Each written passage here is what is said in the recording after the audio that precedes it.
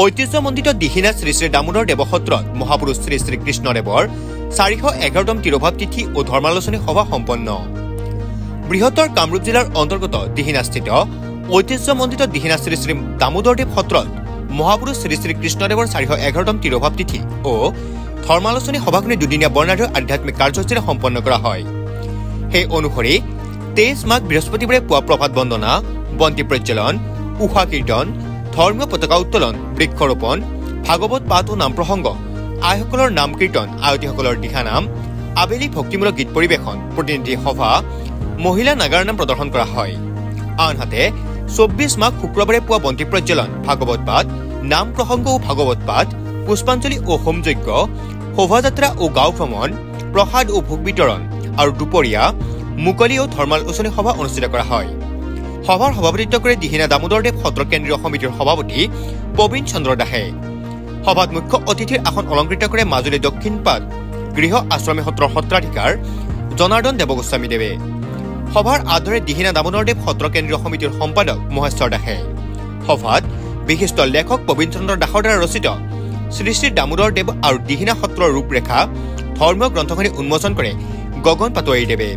আৰু আবেলি কৃষ্ণদেৱ শিল্পী সমাজৰ দ্বাৰা গীতমাত পৰিৱেশন, সন্ধিয়া আৰ্য প্ৰজ্বলনেৰে অনুষ্ঠানৰ সামৰণি পৰে বুলি জানিবলৈ দিয়ে আয়োজক সমিতিয়ে। মহাপুৰুষ শ্ৰী শ্ৰী কৃষ্ণদেৱ যিজন আমাৰ পৰম গুৰু, পৰম পুৰুষ, যাৰ পদকমলত আমি পুৱা গধূলি অৰ্চন বন্দন কৰি আহিছো, সেইজন দেৱ দামোদৰদেৱৰ ভতিজাক। যি সময়ত অসমত আচলতে বেভেচাৰ সূচিত হৈছিলে, ঠিক সেই প্ৰাকখনত দেৱ দামোদৰদেৱ আবিৰ্ভাৱ হৈ সত্ৰানুষ্ঠান প্ৰতিষ্ঠা কৰি বৰ্তমান সময়লৈকে সত্ৰ সংস্কৃতিৰ জৰিয়তে সমাজত উচ্চ নিজ ধনী দুখীয়া প্ৰভেদ নাৰাখি অসমৰ জনসাধাৰণক ধৰ্মচক্ৰৰ ছায়াত বহিবলৈ সুবিধা প্ৰদান কৰিছিলে। এইজন গুৰুৰ আদৰ্শৰে যাতে বৰ্ণ বৈষমতা ত্যাগ কৰি শ্ৰীকৃষ্ণদেৱে সত্ৰ পৰিচালনা কৰিব পাৰিছিল, ঠিক তেনেকৈ সেই আদৰ্শ আগত ৰাখি শ্ৰী শ্ৰী দেৱ দামোদৰদেৱে শ্ৰীকৃষ্ণদেৱ নামৰ তেখেতৰ ভতিজাকক দিহিনা সত্ৰ প্ৰতিষ্ঠা কৰি যিসকল আপোনাৰ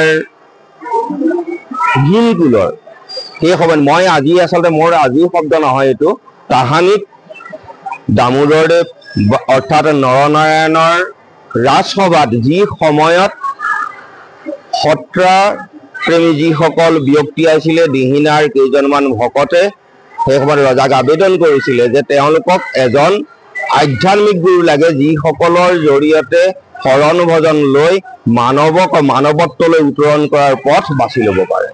ঠিক সেই সময়ত শ্ৰীমন্ত শংকৰদেৱৰ লগত নৰনাৰায়ণ ৰজাই এই বিষয়ে আলোচনা কৰিছিলে দুখীয়াই, আৰু তেতিয়া শ্ৰীমন্ত শংকৰদেৱে ইয়াৰ আচলতে প্ৰত্যুত্তৰ দিব নাজানিছিল বা নোৱাৰিছিলে, আৰু সেইকাৰণে দেৱ দামোদৰৰ জৰিয়তে দেৱ দামোদৰদেৱৰ ভতিজাকক লগত লৈ এই ব্যক্তিসকলক তাহানি আজি 500 বছৰৰ আগৰ পৰাই দিহিনা সত্ৰ প্ৰতিষ্ঠা কৰি বৰ্ণ বৈষমতা ত্যাগ কৰাই আধ্যাত্মিক ধ্যান ধাৰণাৰে সত্ৰানুষ্ঠান প্ৰতিষ্ঠা কৰিছিল।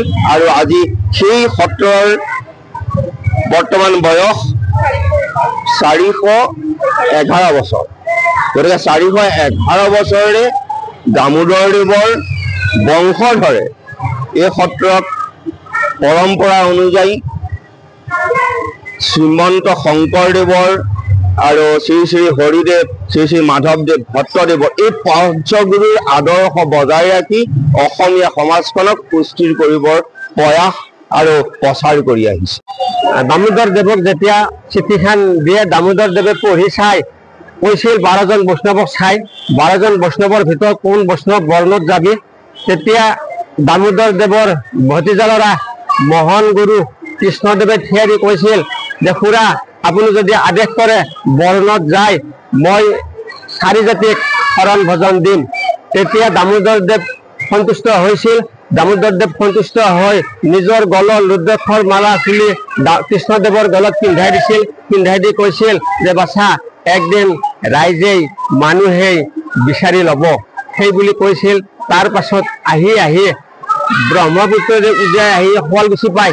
শুৱালকুছিত আলৰ হতত নাও বুৰি যায়, ধন সম্পত্তি পুথি কাৰণ সমস্ত তাত গুচি যায়। কেইখনমান পুথি লৈ সাঁচিপতীয়া তুলেপুতীয়া পুথি লৈ বৰিত উঠে। তাৰ পৰা আহি হাজো মাধৱ মন্দিৰ পায়। হাজো মাধৱ মন্দিৰ পৰা আহি হাজো মাধৱ মন্দিৰত চৈতন্যদেৱক লগ পায়। চৈতন্যদেৱ ভাগৱত পাঠত খুব ভাল আছিল।